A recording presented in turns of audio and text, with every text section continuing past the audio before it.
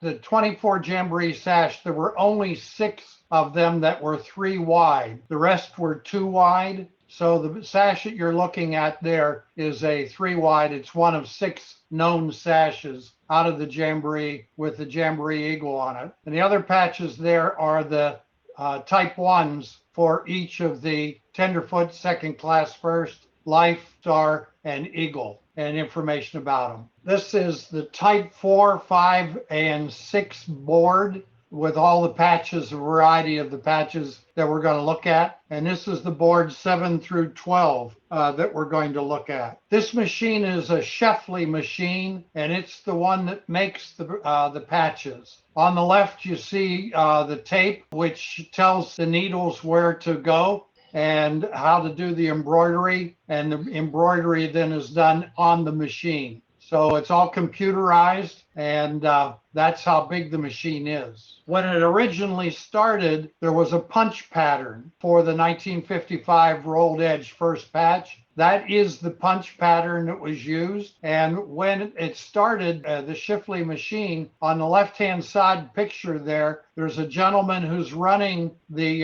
punch pattern. And he's going from point to point to point to point. And as he does that, the arm tells the machine where to do the stitching. And so all the stitching was done by this fella doing the movement with the arm. And then eventually they went ahead and moved to the tape that you see. And this is the first patch for the 1955, what we call the Type 1. Now, when a patch or anything is made by National, it's sent to the National office, and they pull out one piece, put it on a piece of paper or a cardstock, approve it, and then file it. And if there are others that are made, this is the template, as it were, that they compare against. And I was fortunate enough to actually get the patch that was in the National file with the approval and the date, so that we know exactly when the first marrowed edge or rolled edge eagle patch was produced. You'll notice if you look closely, it's an open beak, not a closed beak. And those of us who have been talking about and learning about this are pretty sure that Boy Scouts was using a couple of 3 different suppliers. And so the open beak came from one manufacturer, and the closed beak probably came from a different manufacturer and a different punch pattern, and would have had its own card as well. These are the fronts of the Type 4. Here up in the left corner is a closed beak, narrow neck, and then alongside it is a closed beak,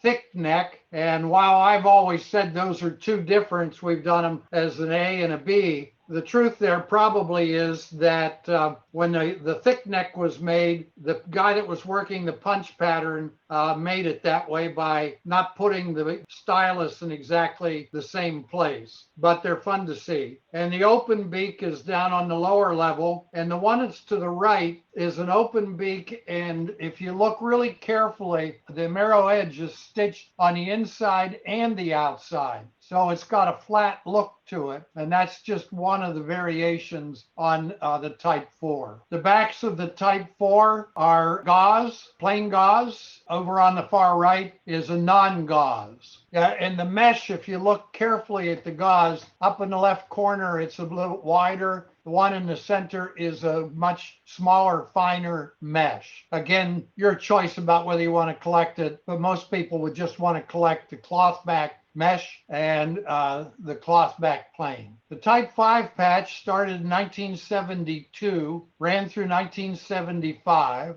It's the one with no words. It has no feather below the perch, and the back of it is plain, and then some with the stitching, so that you see that white stitching, but that's also plain. And then this one is interesting because half of it is gauze and half of it isn't. So I don't know whether I've ever seen a full gauze back, but there's at least this one that shows half a gauze back. Different manufacturer, different punch pattern, 3 different styles that you see here. On the left, it's 11 millimeter center white stripe. In the center, it's a 9 millimeter white stripe. And on the right, it's a flat head. So it's up to you again how you want to collect them, but those are three different looks on the front. And then on the back, you've got cloth with gauze, you've got plain cloth, you've got a waffle plastic, you've got a white plastic, and you've got a smooth plastic. It was 1972 when they started doing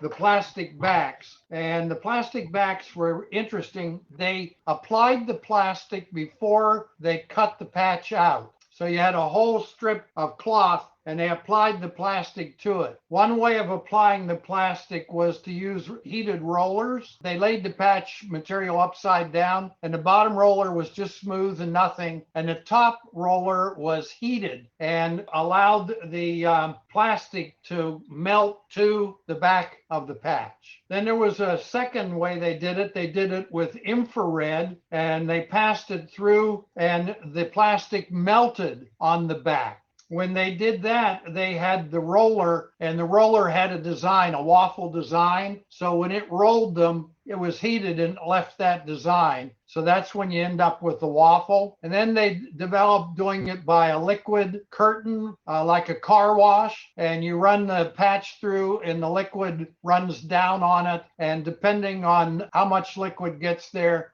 you have a bit smooth and maybe not quite as smooth. By the way, Krispy Kreme used that same method to apply the glaze, the sugar glaze to their donuts. The Type 6 was from 1975 to 1985. The one on the left, the twill goes to the left. And the one on the right, the twill goes to the right. So it collected left twill and right twill. There are a variety of backs: gauze back, fine mesh gauze back, molded fine mesh, that's the one on the bottom left, smooth fine mesh, and then a waffle without mesh. So again, you can collect it by the varieties if you want to, but those are the different backings that there are on what I call the A patch. Now the B patch, you can see the twill goes to the right, but it's a little bit different design. And then this patch, there is no twill. And again, you have the mesh and the fine mesh, and you've got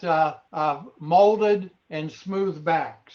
1985 was the anniversary of Scouting. It was 75th year. And so they did something special. They added a Mylar border and they put the eagle in Mylar. It was just 1 year is all they used it. It did not wear well. You could put it on a uniform and washed it several times. The Mylar began to be very stringy. It did not look very attractive, but it was only designed to be a 1 year patch. 3 different backings on it: mesh backing, smooth backing, molded backing, and no mesh backing. The Type 8, they continued with the Mylar border, but not the Mylar eagle. And the back was plastic over mesh. And this one was interesting because you can find about 8 different varieties of the gray eagle, from very light all the way to very dark. And that all had to do with the thread dye, had nothing to do with anything more than what thread was being used over that 3-year period. Starting in 1990 through 2000, the patch had 4 different looks in the front. Up in the left-hand corner, if you look very carefully at the white stripe, you can see how loosely it's stitched. So that's what I call the open weave. The one that's next to it on the top is very closed, and you can't see through the stitching on the white. That's the one I call closed. And then the one that's down lower left, if you look real carefully, there's no like little indentations of rows. It's just puffy white that's laid in there. And then the one in the lower right corner, the head is almost gone. It's an unidentifiable head. And on the back, they were smooth and they were molded back, and gauze and non-gauze. 2001 was a new type. The difference between this and the Type 9 is in the white. You notice there's a rolled edge on the edge of the white stripe. That's the thing that will distinguish this Type 10 from the Type 9. The rest of it is the same. In 2007 to 9, they kept the same eagle with the rolled edge and so on. But they also, if you look at the one on the right, look at the knot that's hanging below the Be Prepared. You can see a really big knot. If you look at the one on the far left, and look at Be Prepared and compare it to the Be Prepared in the center, you'll see one is bigger than the other. And the one on the left is an open white weave, and the one in the center is a closed white weave. This is the beginning of the backs having logos on it. This first logo that's used as early as 2002. For a little bit of time, they decided that they wanted to try to do the patch without anything on the back, they were trying to make it chemical free for whatever reason. And that's the one that you see here without the Scout stuff on it. 2011, patch looks the same, but they changed the logo. In 2010, they did the anniversary, the 100th anniversary. The fronts were the same, but on the back you had Scout stuff and you had BSA 100. You had it with gauze and without gauze. So there were 4 patches that you could collect for 2010. And in 2012, they did the honoring of 100th year of the first Eagle Scout, Arthur Eldred. And then the Type 13 started in 2013, and it's continued to be the Eagle patch from 2013 to current. But the back of it has had the logo since 1910. And you've got big mesh, fine mesh, no gauze, and this is the newest one. And if you look carefully, the date on it is 9/19, and it's got sort of a white backing on it. And that, gentleman, is it. I think the toughest one of that whole group is the closed beak Type 4. And then the 2 closed beaks, the one that I see less is the fat neck as opposed to the skinny neck.